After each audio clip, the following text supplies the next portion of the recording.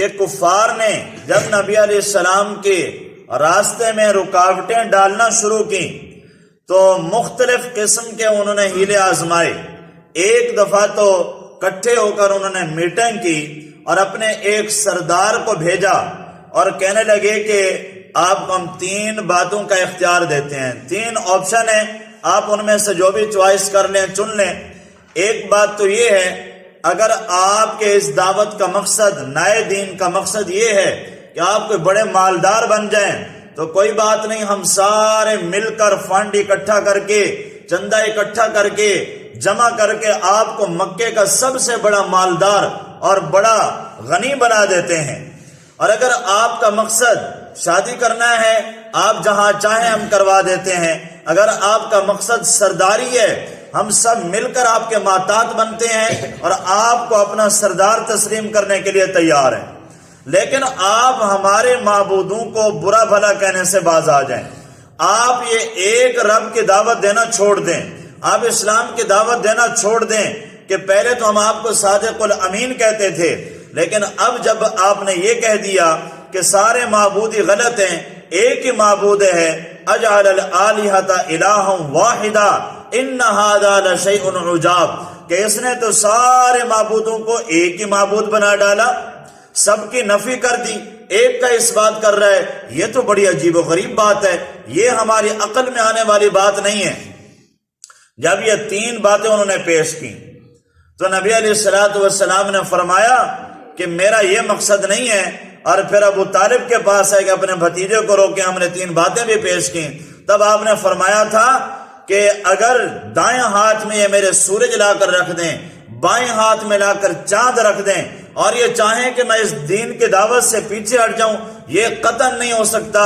یا تو یہ دین پورے عالم کے اندر پھیل جائے، یا پھر میں اپنی جان اس دین کے اوپر لگا دوں، پر میں پیچھے ہٹنے والا نہیں ہوں۔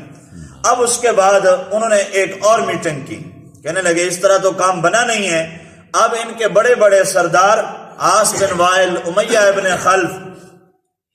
اور اسود بن عبد المطلب، اسود بن عبد یغوث، یہ بڑے بڑے سردار آئے اور نبی علیہ السلام سے کہنے لگے اچھا آپ نے ہمارا کوئی مطالبہ نہیں مانا، چلو ہم اس طرح کر لیتے ہیں، ساجھا کر لیتے ہیں، باہمی مصالحت کر لیتے ہیں، کوئی آپس میں ایگریمنٹ کر لیتے ہیں۔ آپ اس طرح کریں، 1 سال آپ ہمارے معبودوں کی عبادت کر لیا کریں، 1 سال ہم آپ کے معبود کی عبادت کر لیا کریں گے۔ اس طرح آپس میں مل کر کوئی درمیان کے صلح کی صورت ڈھونڈ لیتے ہیں۔ آپ نے فرمایا کہ قطعاً نہیں ہو سکتا، ایسا بھی نہیں ہو سکتا، اور یہ صورت آ گئی، قل یا ایھا الکافرون، فرمایا کہ اے نبی اعلان کر دو، اے کافرو، لا اعبد ما تعبدون، میں ان معبودوں کی عبادت قطعاً نہیں کر سکتا جن کی تم عبادت کرتے ہو۔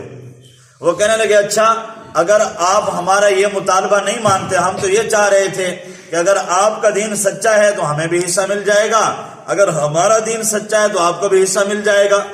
نہ آپ ہمارے معبودوں کا برا بھلا کہیں گے، نہ ہم آپ کے معبود کا برا بھلا کہیں گے۔ آپ 1 سال ہمارے والی عبادت کر لیں، 1 سال ہم آپ جیسی عبادت کر لیں گے۔ اور ان کا مقصد ایمان لانا نہیں تھا، نہ ہی وہ ایمان لانے والے تھے۔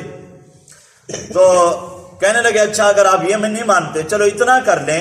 ہمارے بتوں، ہمارے معبودوں کو آپ صرف 1 بار بوسہ دے دیں، تب بھی ہم راضی ہیں۔ اور اگر یہ بھی نہیں کر سکتے تو چلیں ہمارے معبودوں کو صرف آپ ہاتھ لگا لیں،